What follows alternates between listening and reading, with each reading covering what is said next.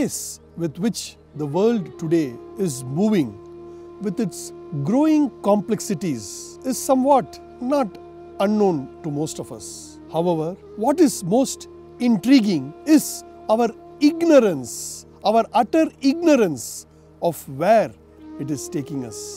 The modern world wears a new look thanks to science, with its technological advancements and control over the physical world and its laws. Yet, in spite of all the acquaintance and the control over the physical laws, the law of all law, the law of Dharma, still remains elusive, undiscovered, misunderstood, and if I can say, uncared for. Dharma is a grand concept and everyone swears by Dharma, but no two individuals agree as to what constitutes Dharma. Dharma is bristled today with difficulties and confusions, both theoretical and practical. In the studio today, we have two eminent and illustrious personalities who will be illumining this path of Dharma and clear our certain doubts and hesitations in our minds. Sri Ram Prabhu Charandas Maharaj is from the International Society of Krishna Consciousness, or ISKCON. Previously, with the ISKCON Sri Lanka movement, he has now completely attached to the ISKCON movement in Salem, where they are building a mammoth granite, all granite temple in Salem itself. Along with Sri Gokuldas Prabhu Maharaj, they are doing a lot of prachars on Dharma throughout the country and abroad. Swami G has been initiated by His Holiness Bhakti Vikas Swami, who himself is a disciple of His Holiness Srila Prabhupada. We extend our warm welcome to you, Swami Ji. The other dignitary in the studio is Dr. M.R. Venkatesh. He is a very popular face and he is a very regular panelist in almost all the prime shows in the national television.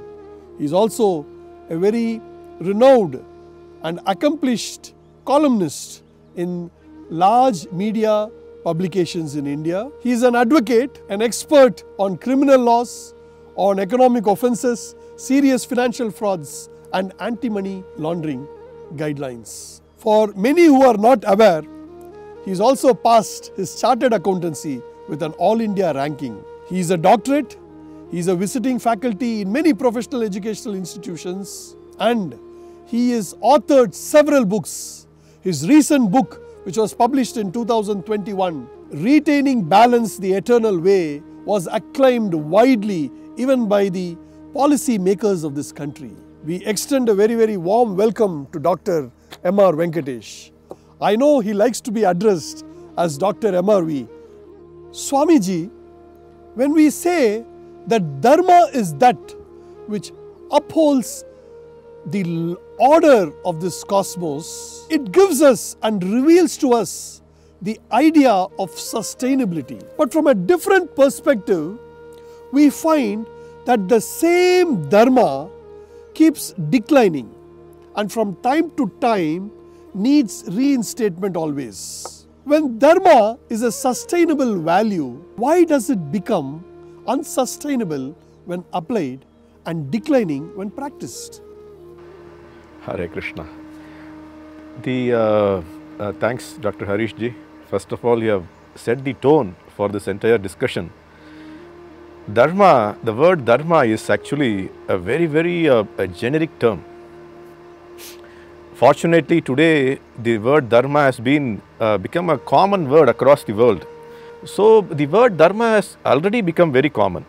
Now the point, as you correctly said, is that the word Dharma has a lot of connotations to it as well, even from a Vedic perspective. Generally, what Dharma means, if you have to broadly bifurcate it into two, is one, it's called nature. Nature means Prakriti or the nature of the soul or nature of ourselves. That's called Dharma. To tell you an example, what is the Dharma of sugar? Dharma of sugar is to be sweet. What is the Dharma of a chili? The Dharma of chili is to be spicy, to be hot. So there is some Dharma for the soul as well. We are all spirit souls. So there is some Dharma of the soul as well. So that is what in broader terms it is called Dharma as a nature or the nature of the soul.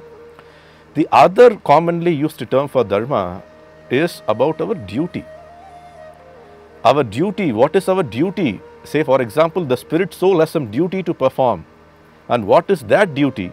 And why is that duty more important for achieving the ultimate goal of life? So these two things has to be understood from a very broad perspective to understand Dharma in a collective term. Now when you asked about this thing that Dharma is declining and Dharma has been misunderstood, people are not able to understand it in a very true sense. Even from a Vedic perspective, the decline of Dharma starts, as Srimad Bhagavatam always quotes this in the first canto, that Dharmo Dharma Kantasya na labho arthasya labhate. That when you actually focus Dharma for some artha means for some sense gratificatory needs or the needs of your bodily whims, then Dharma becomes misused.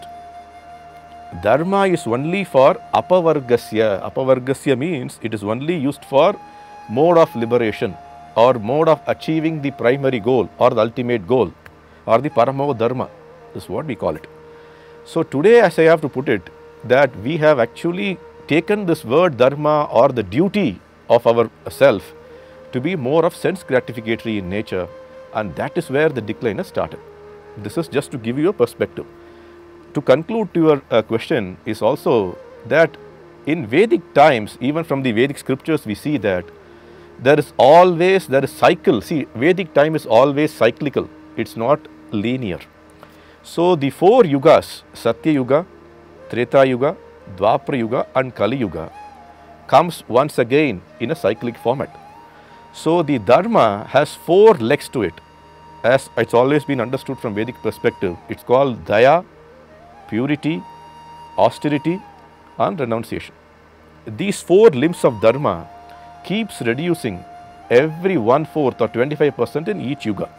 The substance, as Swami G pointed out, is that dharmic guidelines should not be followed blindly and used for sense gratification. That means the subtleties of Dharma are very difficult for one to comprehend and therefore requires one to be very, very reflective and practice careful discernment when applying it to the principles of religion.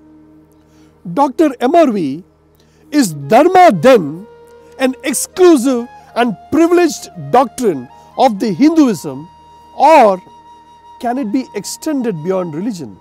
So to go back to where Swamiji left, I would say that Dharma by itself has a propensity to go down, as Swamiji said, and that is absolutely religious agnostic. In the sense, you cannot pinpoint Dharma as if it is only linked to Hindus or Hinduism. Everybody has got a Dharma and every religion has got its own Dharma. Now if you are a true follower of a particular religion, your Dharma is to follow that religion. Now you cannot take this concept into a religion. This concept is a trans-religious concept. So that is why this land has been able to absorb any religion. Like a bowl of milk can absorb any amount of sugar. This takes any religion, any type of philosophies, including agnostics, including Nastikas also. And you are able to carry on centuries after centuries because you are wedded to a root concept. The root concept, as Swamiji is there, so I don't want to elaborate much more on what he has said. But the root concept is Dharma is what is ordained as a duty. The duty that you do. So what I gather from what Dr. MRV says is that Dharma is universal. Yet, like what Swamiji says, it cannot remain a stationary system. And again, like what Dr. MRV says, that Dharma has no single meaning and that stands unchanged despite context. Swami Ji, then how can Dharma prove itself capable of embracing and welcoming the whole modern development? In present times, how can we be sure and know when an action is truly dharmic? What is the method by which people today can perhaps fulfill the best versions of themselves and yet allow Dharma to be the operational factor behind that? This question was asked 5,000 years ago in the Naimisharanya, when many of the sages got together and they put the same question across to Sutta Goswami. So today, after 2023, 5,000 years after that also, the same question is getting repeated and the answer is still the same. Even though we can say that, time has changed, or, the answers of those times would not be applicable today, need not be. The same questions are repeating. And what he answered is the same answer which is even applicable today. The answer is, Savai Pumsam Paro Dharmo, Yato Bhaktir Adokshaje.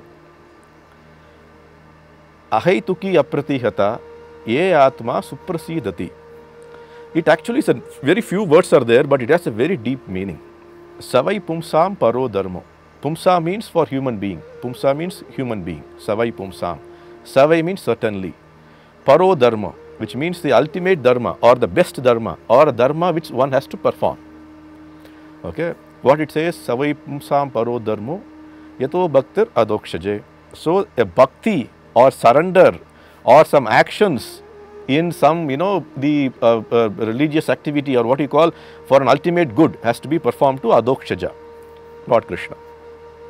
Third and fourth line are even more important, that when one will know that he has performed the ultimate good, the last line says, he will be Suprasidati. Suprasidati means he becomes blissful, he becomes happy, he becomes that, yes, I have done this, I have helped somebody, I have gone to the temple, I have done this service, I have been a volunteer for this, I have given up everything. And what's the third line says? Ahaituki Apratihata. What it means is, I am not expecting anything in return. Ahaituki. Apratihata means I am not even expecting anything for, for this goal I am doing. That, I am doing it for my name, I am doing it for my fame or for position or money. That is not Dharma. That is why I first answered, when Dharma becomes attached to some material concept, then it would not give you Suprasidati. When it is actually done in a very highest sense, as he was putting across, then what will happen is, it will automatically give you that, blissful nature, that, I am doing something good. That is how somebody will know that, yes, I am performing Dharma. If Dharma then is the mode of conduct most conducive for spiritual growth of individuals, then can it be said that those actions and guidelines would be considered dharmic only to the point that they support spiritually uplifting endeavors? Would that be a limiting factor for Dharma's application in the context of the present world? Dr. MRV, please. First, you must understand, Dharma is the most secular concept. It is the most secular, it is probably more secular than the Constitution of India. Okay. Second thing, to see this world as between sacred or spiritual on one hand and carnal and secular on the other hand is basically not a traditional Hindu way or Indian way or Indic way of looking at it. For us, the spiritual world is intertwined with the secular world. The secular world is intertwined with the spiritual world. For us, it is as much a spiritual exercise as it is a secular exercise. So let us not put a differentiation factor, let us put an integral factor and see that these are all intertwined. So that's a very, very inclusive concept Yes. of the Dharma. From a point of view of it becomes easier to understand. Whatever you do will be Dharma or Adharma. In the sense, whatever you do has to be in two buckets. It cannot be secular and communal or secular and spiritual. You cannot put into a different bucket. You have to look at it whether what you do, is it dharmic? Is it adharmic? This is the question that you have to ask. That was brilliant, Dr. MRV. But by and large, India is following the model of the Western civilization, which speaks and is presented as a universal paradigm, thus creating a myth that modern progress means to get rid of backwardness. And what does backwardness mean? Backwardness refers to all those traditional cultural ways. This is the prevailing myth that perhaps pervades the entire world, not India alone. So, when anything and everything which is eternal, cultural and traditional is spoken, it just gets reduced to blind beliefs. And Dharma therefore remains as an old, probably immortal, but still locked up in historical epics of India. Swami Ji, can you kindly throw light on a living, on an existing, present day model of Dharma?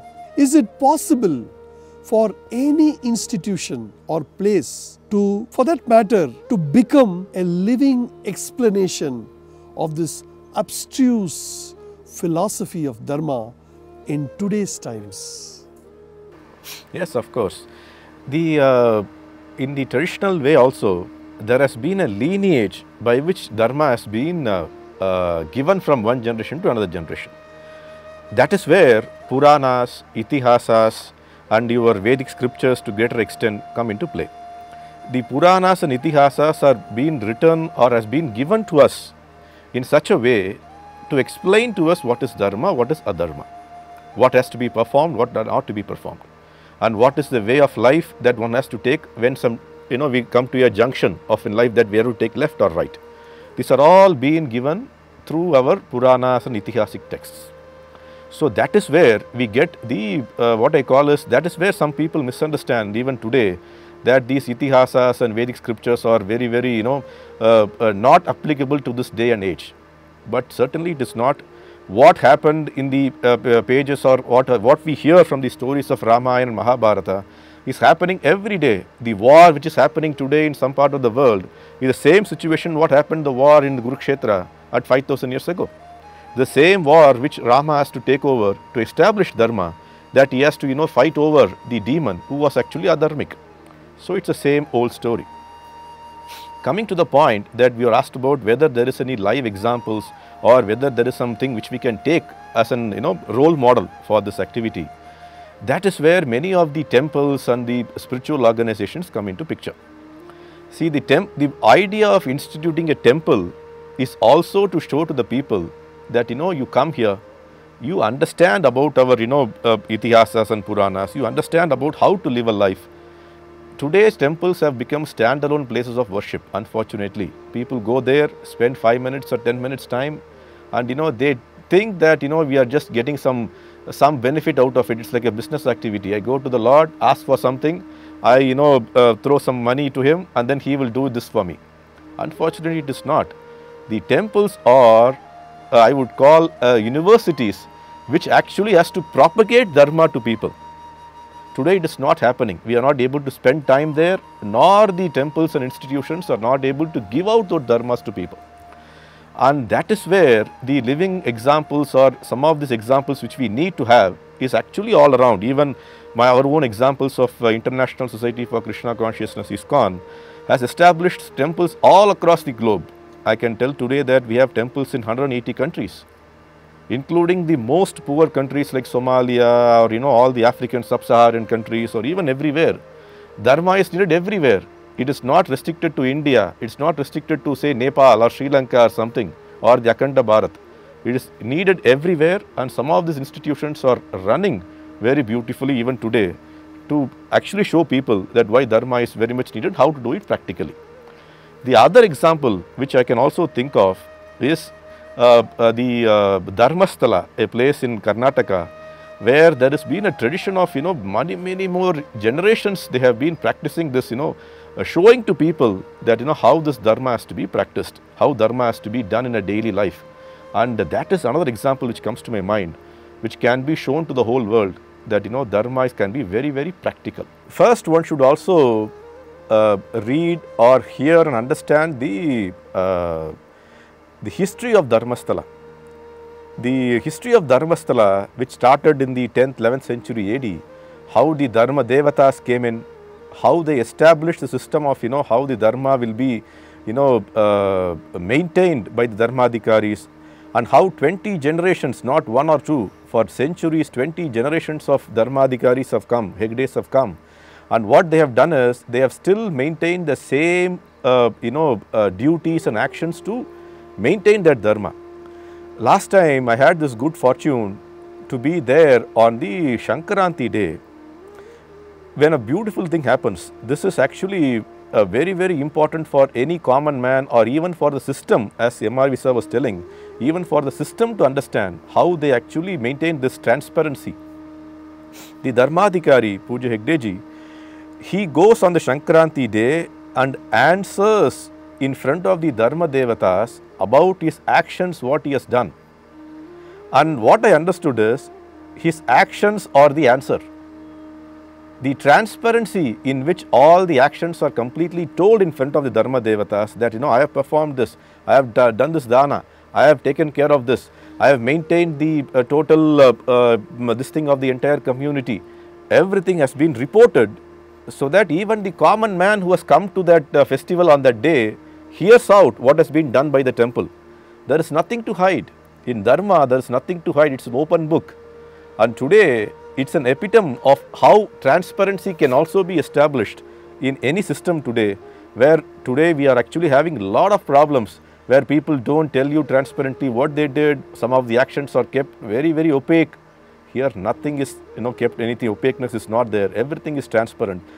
The person who is the Dharmaadhikari, who goes in front of the Dharma Devatas, and like a common man, he answers small questions. And if somebody can get this opportunity to see it, it shows that this place is still pure and still is the abode of Dharma. If in reality, Dharmasthala is a living operational model of Dharma in our times, what are the key characteristics of this Dharmic model, and how does it impact the society and the communities in which it operates?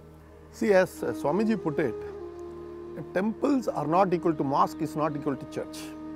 We have a very warped ideas about our places of worship. The church or a mosque is definitely a place of worship. Temple is also a place of worship. You have to subtly understand there is a difference between the two. In a temple, you can have marriages. Suddenly somebody will be performing dance, art, somebody will be performing something else, somebody will be reciting slokams. It is individual and a collective affair. Both will be there. Somebody will be quietly praying, somebody will be doing this. In other words, our temples are places of culture. And for culture to flourish, you have to get rid of poverty. Poverty and culture don't go hand in hand. That is why you see all the civilizations flourished in places where there was pure water. Water was the first sign. That is why water is held as so precious, pure drinking water. That is why on rivers and basins, you will find deltas, you will find civilization flourish, like what it happened in the Gangetic delta or in the Kaveri delta. These are the places where fine arts and all these things flourished. Historically, even Nile river has the great civilization there. So you will see that all across. Now, these are the places where you not only bring in culture, you also ensure that Dharma is upheld. So one of the important reasons for poverty is not only that your stomach is not filled, that the lack of Dharma leads to poverty.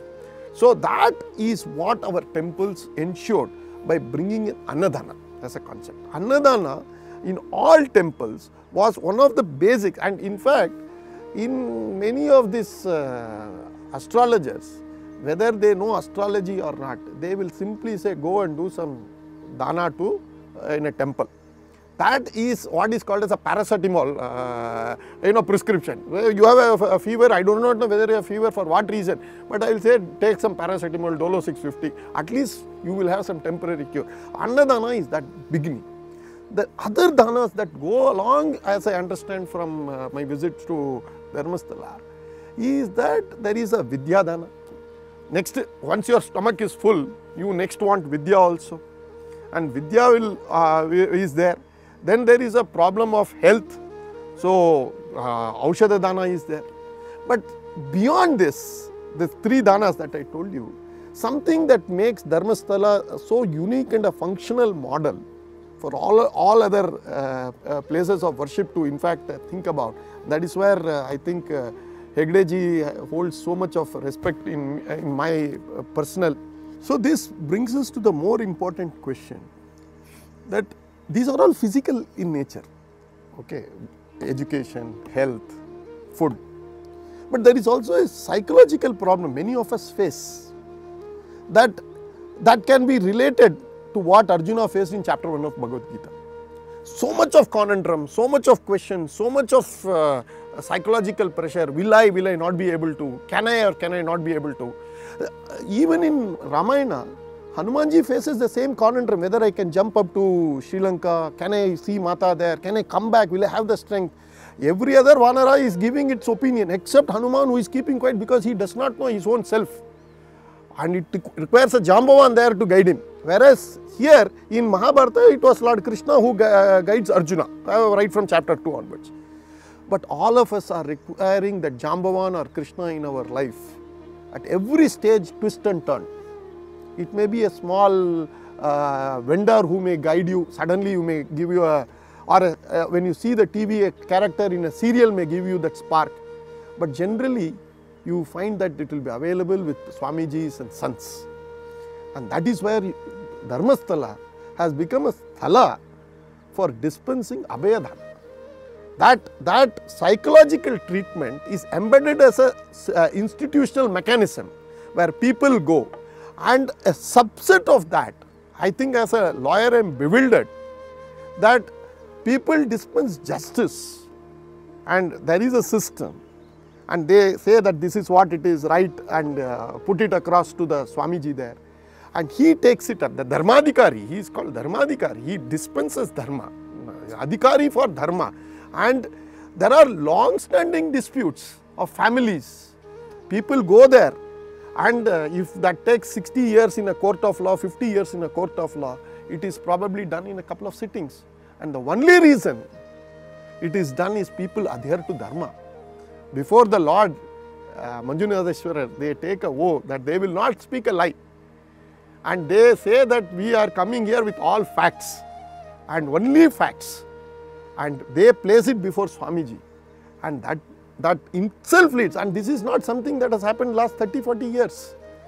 This has happened for generations. I understand something around 20 odd generations it has happened, and this will happen also. Why? Because people have immense faith in the system. People have immense faith in the Dharmaadhikari. People have faith in what is reeled out as justice.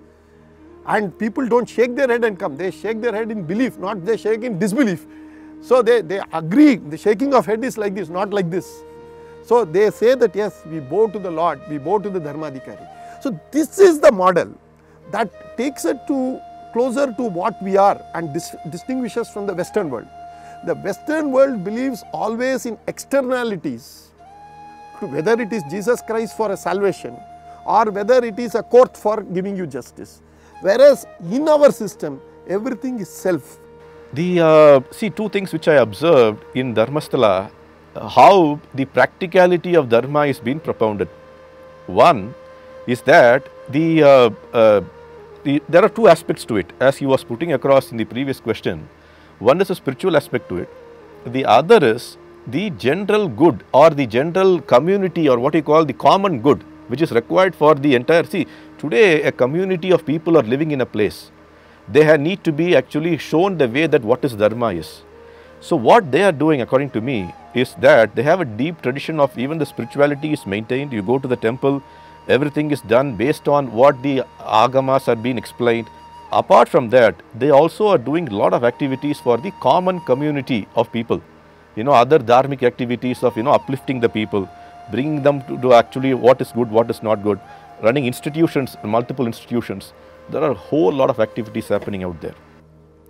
For a world today torn by religion and ideological conflicts, this splendid symphony between spirituality and service, between focus on Madhava and the focus on Manava, between the action and contemplation, between the religious intensity of a devote and the expansive breadth of love to embrace and do service to society sounds so heartening and interesting in this dharmic model. How does this blending happen so seamlessly in Dharmasthala? The cause or the effect, or however you call it, how it seamlessly is happening, is being done by the Dharmaadhikaris themselves. See, he correctly put this point that they are called Dharmaadhikaris. They are the people who actually, are the custodian of Dharma, or how do you call it? They are the people who are going to implement this dharmic activities, and they are the, what I call as the living examples to do it. The previous question was also living examples to do it. The other beautiful thing about Dharmasthala, which hit my observation the first time when I went there, is the confluence of multiple religion or faith of people who are actually volunteering and doing service there. Lord Manjunatha, if we have to take it in the colloquial term, is people who are from Shaivite tradition who generally go there and worship Lord Manjunatha, being Shiva. The pujaris or the priests who are actually doing also by generation who are actually maintaining and doing the pujas there are from the Madhva background, who are staunch Vaishnavas, and they come and perform the pujas here for many centuries now. And the Dharmaadhikari himself, or the Hegde family as they are called, they themselves are from a different sect or different faith, or from the Jainist sect. And they themselves are also, every day he goes there, he maintains the decorum, he maintains the spiritual purity, everything is being done by this person also, this family also. And also if you go and see there, all the other community of people, irrespective of, they are from different caste, creed or status of society, they come and perform their voluntary service there. I have seen some fishermen community people coming and doing some service there. People from different community coming and doing their voluntary service there. So this has been a wonderful, confluence of multiple faiths, multiple religion as you say, and multiple caste and creed of people who are coming and volunteering service for a common good. In surrendering to the Lord, that by doing this, that is the well goodness of the entire community which are living here, and that is how Dharma can be maintained, is actually very much visible in Dharmasthala. Speaking about the Dharmaadhikari of Dharmasthala, Pujya Dr. Hegdeji, Dr. MRV, I remember that way back in June 2017, you had tweeted stating that Pujya Hegdeji should become the next president of India. What went on in your mind when you suggested the candidature of Pujya Hegdeji for the president of India? I am a strong believer that India has much to offer. The modern India has much to offer to the outside world. But what are we going to offer? Are we going to offer clones of the West, speaking their language, ideology and physiology? Or are we going to offer something extremely Bharatiya? That's the phrase that is currently in currency. Are we going to be offering themselves biryanis and pulaus, or are we going to offer something more? My view is that we have much to offer and the world has much to learn from us. The world is searching for these answers. And Dharmaadhikari himself was a model that the world requires greater examination. In fact, I would even urge that the UN takes this a study and puts it in its official recommendation as to how conflicts get resolved within societies. And for this, I thought India, when it has to label itself as a Vishwaguru, it is not mere labeling, it has to offer something concrete. And if it has to offer something concrete, it has to be palpable for the outside world, and it has to look, and they will ask, what is it that you have done to yourself? It's not a theoretical framework, it is practice, and practice not for few years, it is practice for the last few centuries. So this model, if it is probably done institutionalized and probably reduced to in writing and formally presented, Please take it to Somalia, please take it to US, please take it to Japan, please take it to Australia, please take it to China. These are the models that we can say. And this is nothing to do with Hinduism or Hindu temples. You can still have the same model working in a Buddhist monastery. You can have the same model working in a Christian church or even in a mosque. All you require is an elevated Dharmaadhikari where people believe. That is why I thought, if the government of the day makes him the president, he is not going to be a president like Kalam, who was a great scientist. He is not going to be a president for the sake of something that he is known as a spiritualist or somebody who is a writer or some other profession. But here is a person who is a Dharmaadhikari, who establishes Dharma. And in this day of, as you very rightly said in your opening remark, that the Dharma is dwindling downwards. Here is someone who is upholding Dharma, who is fighting his cause for upholding Dharma, becomes representative and symbiotic of the symbolic of the nation's spiritual connect, and also offers a person a living proof to the outside world. Here is our Dharmaadhikari, who offers something beyond science, beyond something who is an agriculturist, who is a lawyer, a chartered accountant, politician. Is something who offers Dharmaadhikari, a new concept that the Western world would not know. Probably he would have been one of our brilliant presidents, not only for ourselves, for the sake of the rest of the world. That's why I made that recommendation. Swami Ji, you have been blessed and you are fortunate to have witnessed Pujya Hegde Ji at close quarters. You have once described Pujya Hegde Ji as the flowing Ganges stream, bringing with its wave divine power, serenity, joy and loving compassion to all around him. Can you please share some of those candid, beautiful moments you have enjoyed with Pujya Hegde Ji? Yeah, what you said is very true. I was indeed very, very fortunate to have some close and personal association with Pujya Hegde Ji. And indeed, those moments were really very unique, that I drew a lot of lessons from them. If I have to put across some three characters of him which actually stands out, is that one is, I would put it as a 3 P's actually, 3 P's for each character. One P is actually for having the patience. He has patience for everything. If you go there, in midst of so many things that are happening there, in a very, very frantic phase, still he has the patience for you. He smiles at you, he greets you, he meets his employees, he meets the volunteers, he meets the puja department people. Everything is done at his own pace and patience. Number 2 is purity. For any spiritual organization, purity is very, very sacrosanct. And he, for what I have seen, from morning when he actually gets up, he does the swadharma of performing the Jain pujas at his own home, and then goes to the temple at maintaining the purity of the entire temple, where every at a constant intervals they clean up the entire temple to maintain the purity.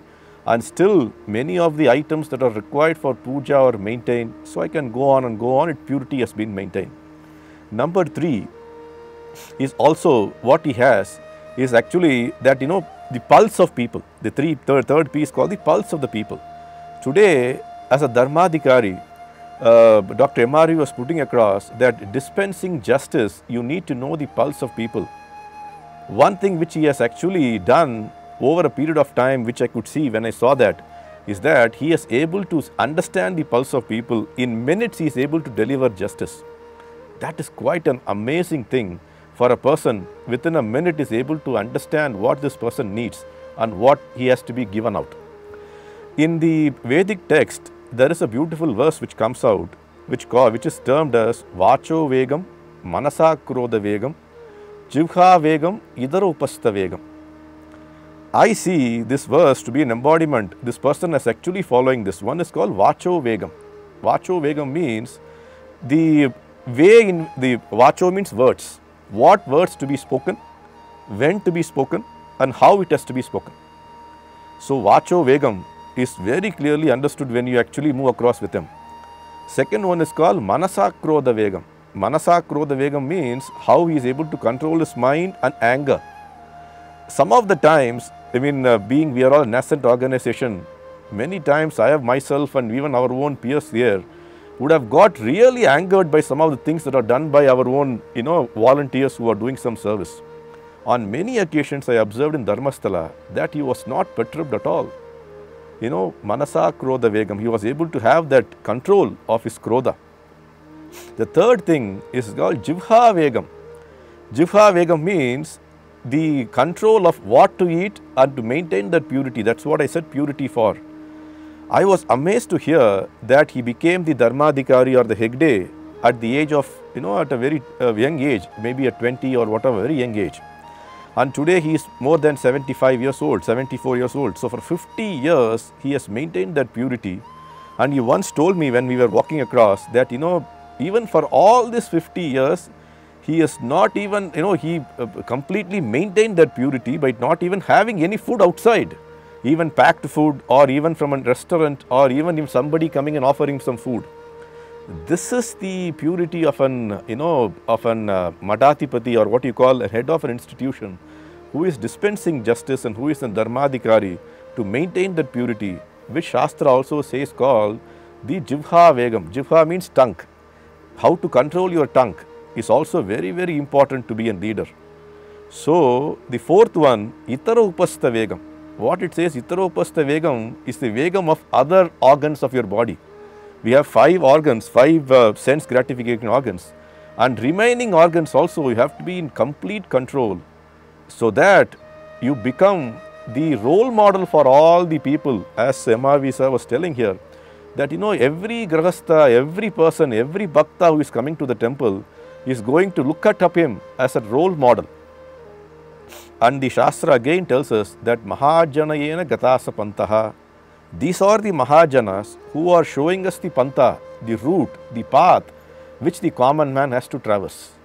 So I simply adore him, and in fact what I did is that I spoke in length about his beautiful things that are happening in Dharmasthala and how he is managing it.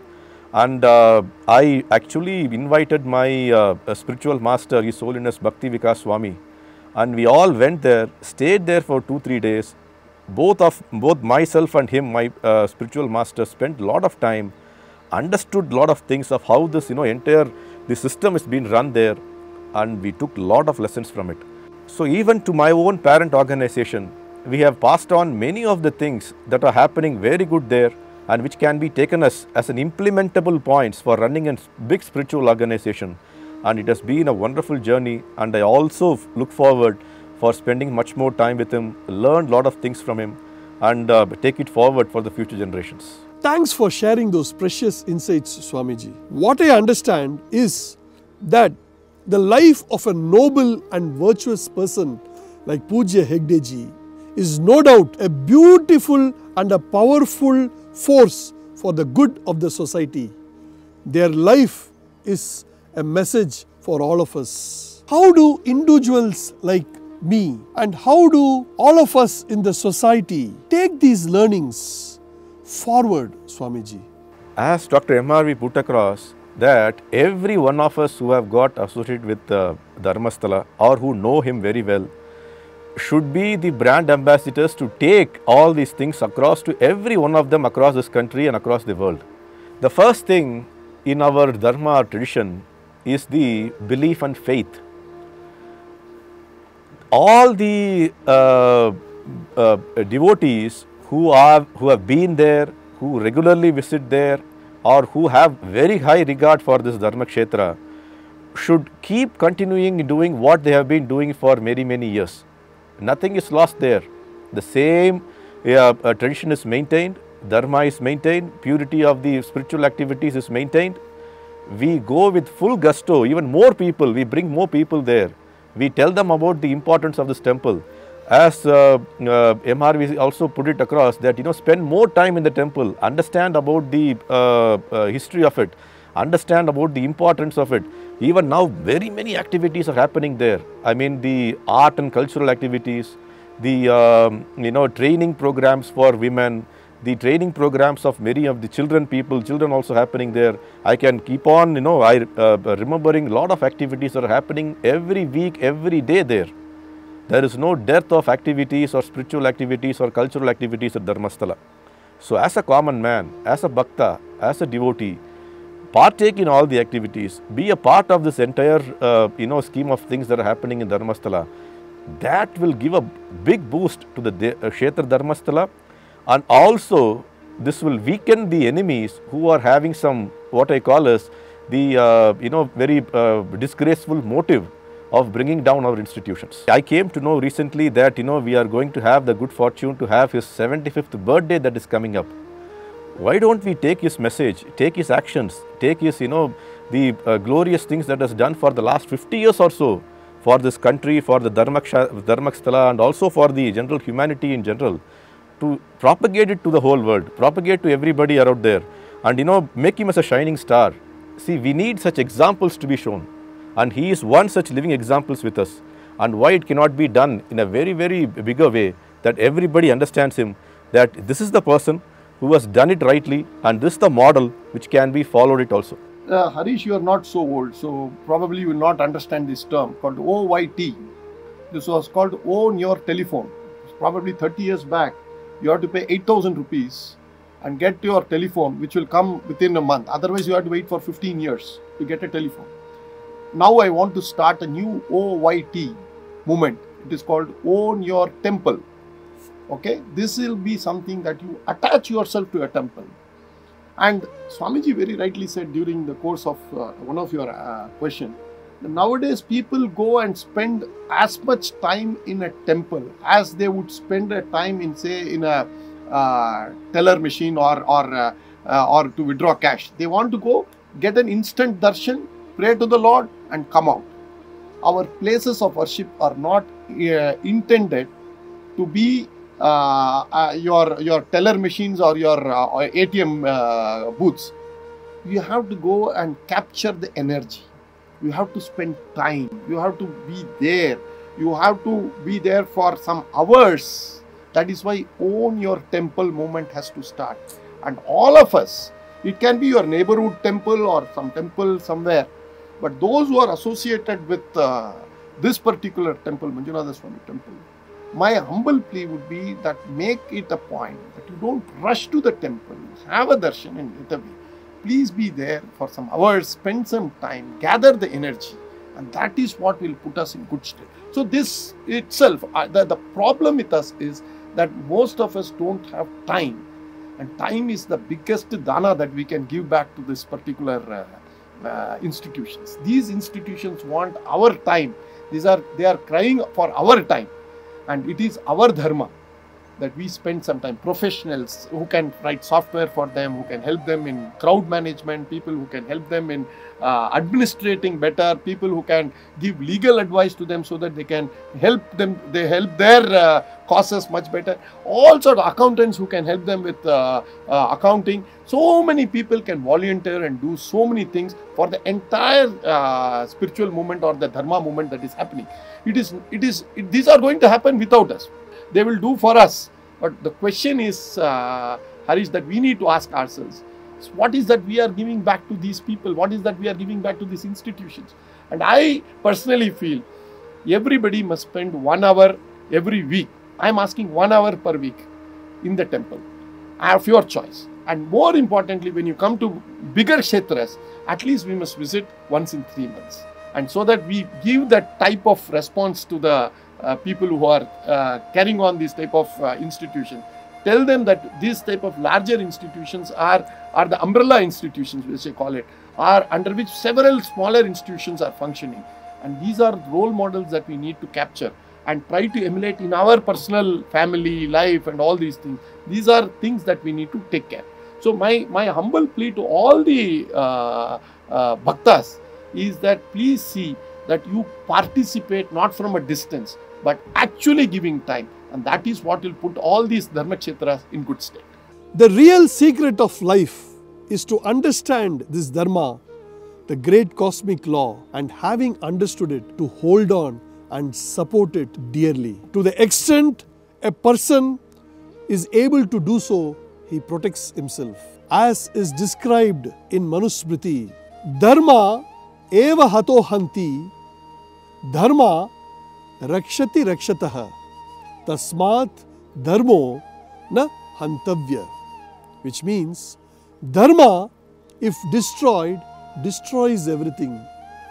Dharma, if protected, protects even the protector. Therefore, dharma should never be destroyed. My deepest gratitude to both Swami G and Dr. MRV for sharing their beautiful insights and thoughts with us today. Thanks to all the viewers. Thank you.